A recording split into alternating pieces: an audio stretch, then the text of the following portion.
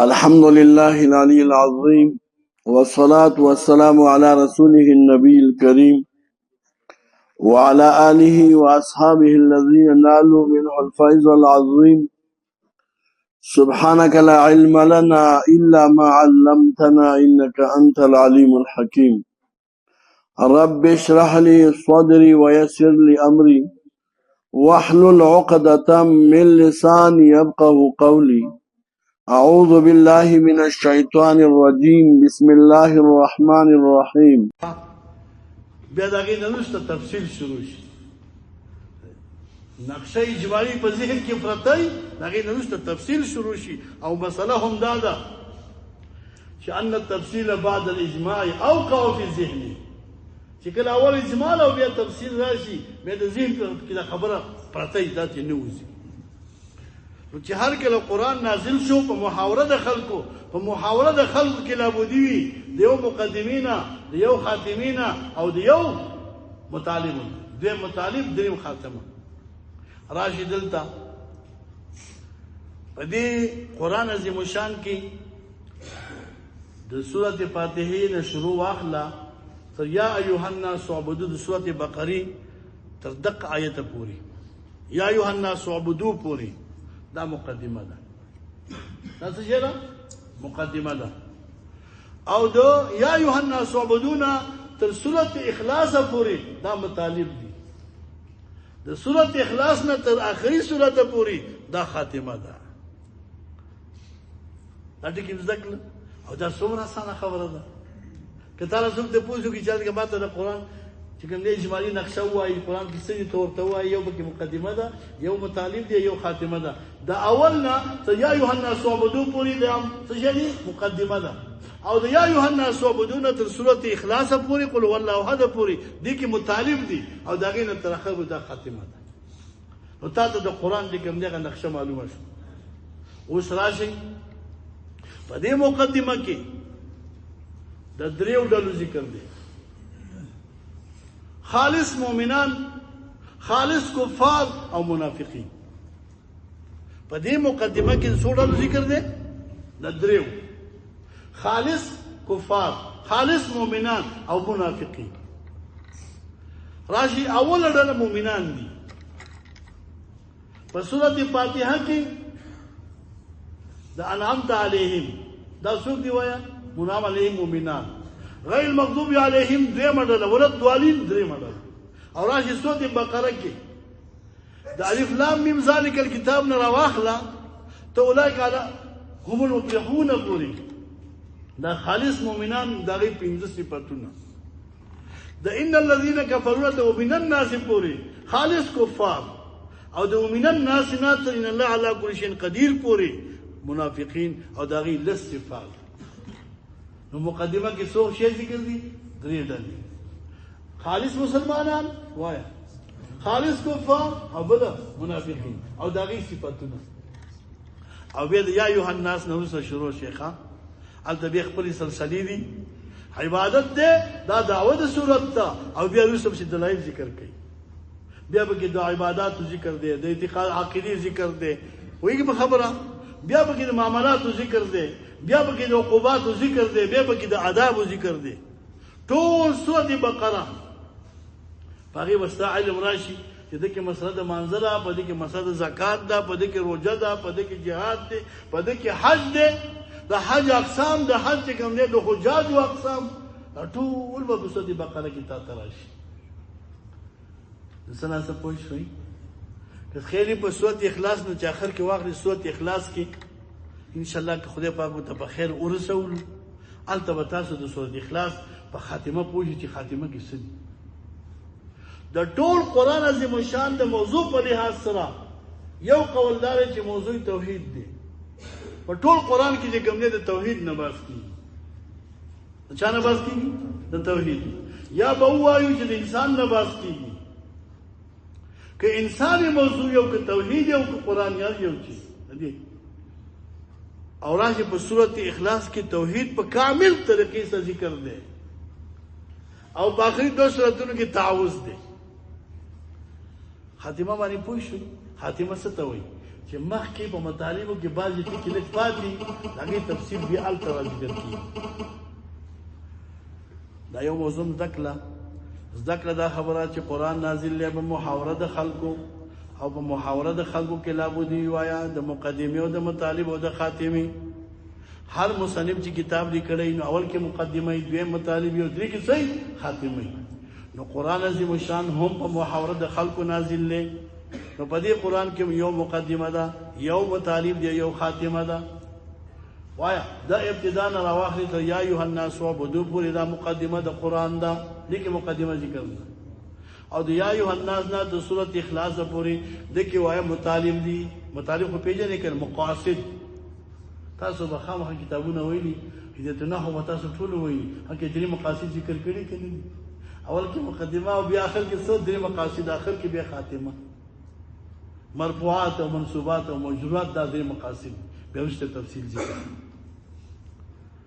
او سورۃ اخلاص کې نه وروسته دا به څه دي؟ خاتمه. دې پورې پوه شئ. اوس راشي مونږ تاسو د قرآن تفسیر کوو. د قرآن تعریف به وکړي چې قرآن څه ته وایي. د دې قرآن عظیم الشان دپاره دوه تعریف علماو کړي دي. یو هغه تعریف چې الله پاک په خپله په قرآن کې د کتاب د قرآن تعریف کړی دی، او دویم تعریف هغه دی چې هغه اصول فقه والا لیکم دی د قرآن تعریف کړی دی. اول تعریف چې الله په خپله کړی دی سورۃ صاد 9 نمبر آیت 30 سپاره. چا سره قرآن یې راویاړوي څومره سپاره؟ 30 او سورۃ صاد 30 سپاره او د آیت نمبر دی 9.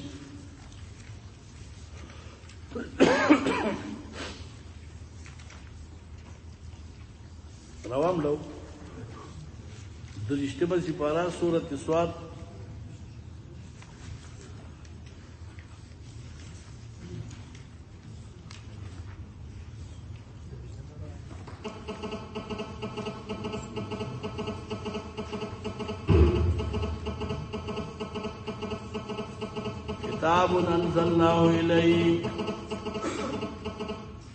كتاب أنزلناه إليك مبارك ليدبروا آياته وليتذكر أولو الألباب.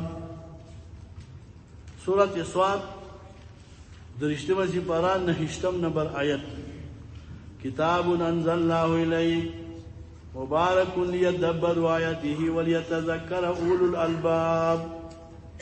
کتابون کی دا تنوین دا تعظیم دا پارا دے. کتابون عظیم الشان کتاب دے. انزلناہو وجد عظمت یہ داد اللہ ایمان نازل کرے دے. دویم وجد عظمت یہ داد الیکا تاتا بھی نازل کرے زمان محبوب پیغمبرا چی اللہ را لگلے اور رسول اللہ صلی اللہ علیہ وسلم تا دا با عظمت کتابی کے نبی. کتاب عظیم الشان کتاب دے. انزلناہو وجد عظمت دادا انزلناہو اللہ ایمان نازل کرے دی کتاب لرا الیک او تاتا بھی نازل کرے زمان محبوب پیغمبرا. مبارکن دا مبارکن دا لازمی صیغه ده. لازمی باب هغه ته وایي چې هغه مفعول نه غواړي. ښه دا هغه اتمام یوازې په فاعل باندې راځي، مفعول ته ضرورت نه. متعدی هغه ته وایي چې هغه اتمام فاعل باندې نه راځي بلکې هغه ضرورت لري مفعول ته، کله یو کله دوا کله درې. ځکه بعضې د افعال قلوب نه وي، دو مفعوله غواړي. دا مبارکون لازمي صيغه ده. معنا یې دا ده کثیر الخیر و کثیر النفع، ډېر بابرکته کتاب دی. دا ډېر زیات فایدهمن کتاب دی. شاه ولی الله رحمه الله د دې په باب کې ذکر کړی دی چې دا لازمي صيغه ده په معنا د متعدی باندې. لازمي په معنا د متعدی. مبارکون قارئه چې څوک لولي هغه برکت دی. مبارکون سامعه چې څوک اوري هغه برکت دی. مبارک خادمه چې څوک خدمت کوي هغه برکت دی. مبارک محبه چې څوک سره محبت کوي هغه برکت دی. حتی چې د دې قرآن سره د هر شي وایا ربط او مناسبت راشي تعلق راشي هغه مبارک دی. دا کمی کپڑے چې قرآن سره ولګيږي کمی ګټي د قرآن سره ولګيږي نو داغه حکم د قرآن دی چې څنګه قرآن احترام کوي دسي بل دي ګټي کوي چې څنګه د قرآن عزت او احترام ساتي دسي بل دي کپڑے هم ساتي. مبارک قارئه تاسو وګورئ کنه ان شاء الله میاشت رمضان کې به تاسو ته پته ولګي چې کله دا قرآن مخکې ختمونه کوي او قرآن تلاوت کوي خلک داسې چې کوم دی بس نازیه کني نازیه قدر کوي کني کوي څومره بابرکت دی قاریان. مبارک سامعه چې څوک اوري هغه برکت دی چې څوک خدمت کوي برکت دی چې څوک سره محبت کوي هغه برکت دی. دا لازمي صيغه ده په معنا د چا باندې متعدی باندې. مبارک قارئه دا سبب وایخه مبارک سامعه مبارک وای خادمه مبارک محبه. یاد ساتئ چې قرآن سره څومره سره مینه کوي څومره ځان ته نږدې کوي دون الله پاک دغه انسان طرفات ورکوي. صحابه کرامو دا قرآن راواخیستو او سینه کې ولځای ورکو عمل یې پې وکړو نو الله پاک د دنیا چې کوم دی بادشاهان د دنیا چې کوم دی زموږ ستاسو معیار حق او معیار ایمان یې وګرځوي. الله مونږ ته وایي د صحابو په شان ته ایمان راوړئ. الله پاک مونږ ته وایي د صحابو په شان ته ځان جوړ کړئ او دغه قرآن په برکت باندې الله پاک په دنیا کې غیلا د جنت زیره ورکړ. الله پاک ورته اعلان وکړ رضی الله عنهم ورضوا عنه. الله دې زمانه راضي دي او زه دوی نه راضي یم. دا څونه لوی بشارت دی. په دنیا کې ورته چې کومه د جنت زیره ورکړه دا د څو وجه ده د قرآن وجه. قرآن باندې عمل وکړو ایمان یې پیراوړو پزړه کې ولځي ورکړه پزړه ومنه. تاسو ته یو پیغام پرېدم چې الحمدلله دا امارت اسلامي زمونږ او ستاسو نظام دی مونږ تاسو منلی دي خو دا منل به زمونږ او ستاسو ور د زړه نه ما په خبره پوهېږئ که نه د زړه معنا دا ده دا خو دنیا ده تحولات راځي تکلیفونه راځي سختې راځي نو دې معنا به دا نه وي چې بیا به زه امارت دین یم دې معنا به دا نه وي چې زه بیا طالب نه یم دې معنا به دا نه وي چې زه چې کوم دی د امارت اسلامي عسکر نه یم که نه داسې به کوئ تاسو بیا غږ نه کوئ ما په دې خبره پوهېږئ بالفرض خدای نه که خدای نه که مونږ باندې تحولات راغلل زمونږ چې کوم دی وایي دا نظام چې کوم دی خدای نه که سقوط وخوړه نو مونږ او تاسو به بیا څه یو وایي که نه غازیان به یو مجاهدین به یو د امارت عسکر به یو فدایان به یو داسې وایه د دې درس مقصد دا دی چې زمونږ او ستاسو نظریه جوړه شي ولو که 20 کاله ما په جمهوریت کې تیر کړي وکې ده خو چونکې اوس الله دې زما ستاسو ښه چې کوم دی وایي ذهن جوړ کړي چې خدای دې امتحان نه راولي خو که راغی نو دقسې چې کوم دی بستره به مې بشایي او باقي غره ته به خېږم ما په خبره وپوهېږې که نه داسې نه یاره د چې کوم دی دا سفر خو راته ډېر ګران دی بچي مې دي کور مې دی څه به کومه دې ته ویلې کېږي څه وایه د زړه نه منل نظام به مونږ او تاسو څنګه منو د زړه نه به منو او ځان به قربانو مال او جان به قربانو اله به مونږ او تاسو د زړه نه منلې ما په دې خبره پوهېږئ د صحابه کرامو دا قرآن د زړه نه ومنو ځای وله ورکو نو الله پاک د هغې داسې مقام ورکړ چې دنیا کې ورته د جنت زیري ورکړه انشاءالله مونږ او تاسو د دغې صحابه کرامو په نقش قدم باندې روان یو هغه صحابه کرام زمونږ او ستاسو لپاره عدول الامت او خیار هادي د هغې په نقش قدم به چې کوم دی ځو انشاءالله مونږ تاسو به کامیاب نو کتاب انزلناه الیک مبارک اوس دلته د قرآن عظیم شان د نزول علت او وجه ذکر کوي چې الله قرآن نازل کړی د څه لپاره زمونږ او ستاسو معاشره کې د دنیا په دې ټولو ادوارو کې د خلق ذهن دې ته جوړ لې چې قرآن عظیم الشان چې کله د دعوی او د مخاصمت په وخت کې راخله چې قسم پکې تا دا قرآن وایي چې دا موضوع داسې نه ده چې د قسم د پاره به راخلو او یا دا چې ډېر جوړې ورته واچو په المارو کې چې کوم نه سنبال کیدو د برکت د پاره چې بس دا یو برکتی کتاب دی ما سره بکور کې پروت وي په المارو کې ور سره پروت وي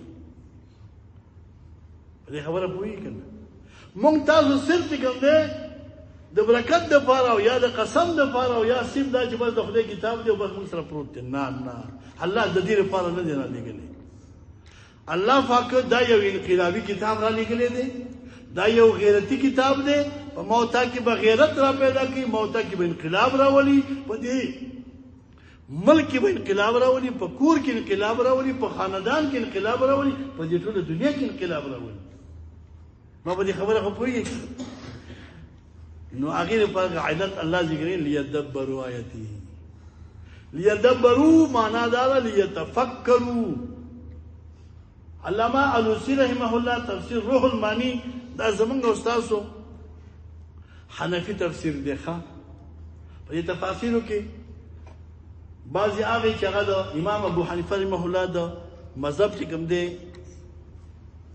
والای بعضی د امام شافعی رحمه الله د مذهب موافق بعضی د حنبلی وی علامہ علوسی رحمه الله ندیر یو جامع تفسیر دی چې کوم تاسو کې علما وي ما ته اوس نه معلومیږي دا ځان له واخلي د دې مثال داسې دی ښه لکه ستا په کور کې چې کوم دی یو ښایسته وسله پرته ده ازمېنه شوې وسله په دنیا کې چې څه قسم سوال جواب دی شبهات اشتباهات دا په دې کې حل شته یو جامع تفسیر دی او دا غیر جامعیت وجه دارا چې دا د ډېرو تفسیرونو د روسته زمانه په لحاظ دا روسته نه دی دا زاره ټول تفاصیل کتلې دي دا غیر روسته تفسیر لیکل دي زه تاسو ته یو اهمیت ذکر کوم خاص کر د علماو لپاره د بسم الله پر رابطه باندې روسته چې کوم دی مسله را روانه ده چې دا بسم الله د قران نه جز دی کنه دی د هر صورت نه جز دی کنه دی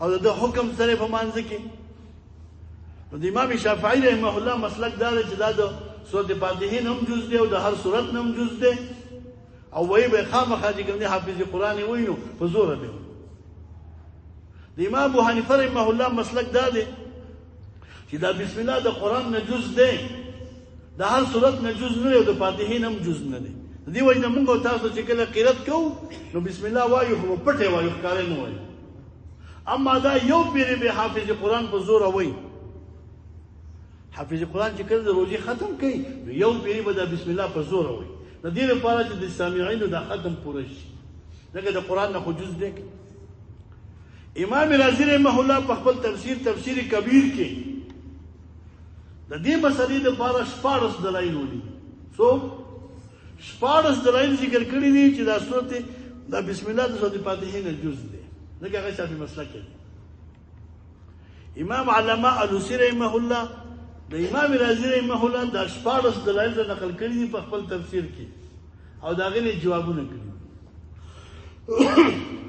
او به دا غوښنه روسته 14 دلایل نور ویلي په دې باندې چې دا بسم الله د سورته فاتحه نه جز نه دی نو په دې خبره پوښتنه بیا په اخر کې یو ټکی لیکل دی وعلى المرء اعانه مذهبه وي په هر سړي باندې د خپل مذهب تایید واجب دی نو موږ او تاسو به هم په حنفیت باندې قوي دلایل وایو په هر موضوع چې کله اختلافي ان شاء الله به ذکر کوو او باقي چې کوم دی ترجیح هم کوو چې مذهب چا مذهب راجح دی وعلى المرء اعانه مذهبه او بیا وروسته یو شعر نقل کړی دی علامه علوسی رحمه الله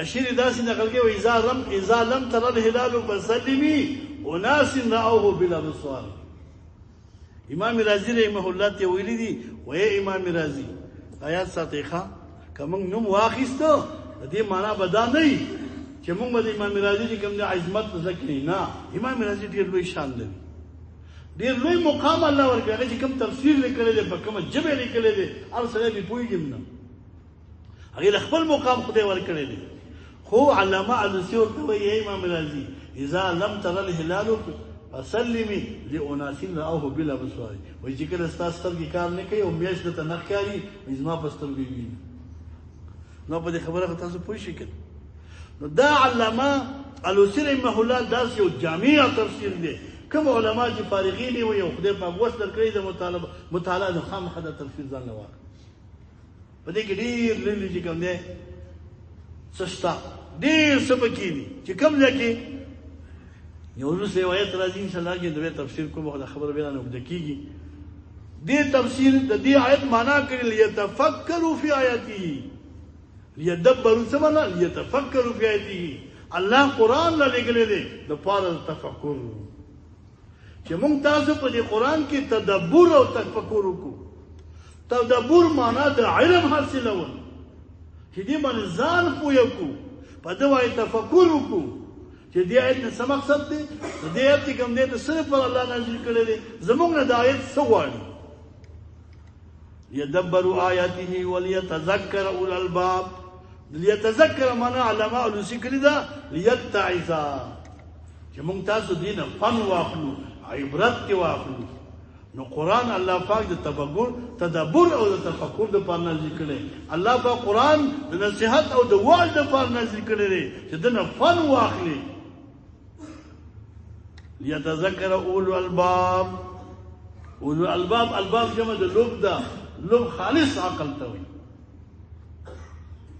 نو واقعي دا د عقلاو کتاب دی الله پاک قرآن چاته را لېږلی عقلاو ته چې چا کې عقل وي نو د قرآن نه ولې کوم دی وعظ اخلي او تدبر او تفکر به پکې کوي دې وجې نه علامه الوسیری رحمه الله د حسن بصري رحمه الله قول نقل کړی دی دغه آیت په ذیل کې هغه فرمایي والله ما تدبره بحفظ حروفه اذا الله په ذات باندې قسمي وی په قرآن کې تدبر دا نه دی چې بس الفاظ دکا او بس حفظ دی وکړو دنیا دی ورانه کړه او بس ګرځه او باقي دې کوم دې سر واړه او باقي دې کوم دې بریته او تکبر کوي چې زه حافظ قرآن خبره پوي وای ډیر پر یو سره داسي چې د قرآن اول نه تر اخره پورې ټول حفظ کړی ټول قرآن یې خو د قرآن دومره اثر پکې دی وایي لکه چې په قرآن عمل دی بیا اخر کې دعا کړل چې الله مونږ وګرځي دا هغه چانه چې په قرآن کې تدبر کوي او سوچ کوي او عمل کوي نو قرآن الله پاک دې ته راځي ښه دې ته ویل کېږي تعریف د قرآن چې الله پاک خپل کړی او دا تعریف مفسرین فرمایي چې دا ښه تعریف ځکه دی چې صاحب البيت ادرا بما فيه دا د الله کتاب دی الله په خپل کتاب کې نو که تاسو نه څوک تاسو کې چې هغه د قرآن تعریف سره ته به تاسو وایي ته ورته لنډ وایي چې د دې تعریف الله په خپل په قرآن کې کړی دی سورۃ صاد د 30مه سپاره 9 نمبر آیت جواب وشو لم جواب چې هغه د قرآن تعریف سره تا تفسیر وکړو او د قرآن تعریف راته وکړه ته څه وایي خو زه اوسګار نیم ما سره وخت نشته په سورۃ صاد راوړه او 9 نمبر آیت چې کوم نه تلاوت وکړه دغه د قرآن تعریف دی ان کتاب انزل الله الیک مبارک یدبر آیاته وليتذکر اولو الالباب دا اول تعریف شوخه دیم تعریف تاسو ته موي چې اصول فقه والا کړی دي زمونږ استادو د اصول فقه کتابونه دي نور الانوار حسامی مولوی اصول شاشی ټول علماء دا ویلي دي ال د نور الانوار کې دا تعریف ذکر دی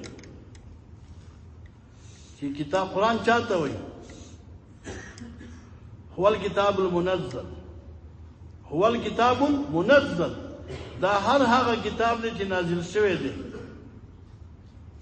علی الرسول علیه الصلاة والسلام پر رسول الله صلی الله علیه وسلم باندې هو الكتاب المنزل على الرسول عليه الصلاة والسلام المكتوب في المصاحف المنقول عنه نقلا متواترا بلا شبهة دا هغه کتاب دی چې الله پاک په خپل پیغمبر نازل کړی دی لیکل شوی دی په صحیفو کې او نقل یې مونږ ته په نقل تواتر سره تواتر سره مونږ ته رسېدلی دی بیا د تواتر د خپل اقسام دي یو ته تواتر د قدر مشترک وي، یو ته تواتر د طبقي وي، یو ته تواتر د تعامل او د توارث وي، یو ته تواتر د اصدار وي.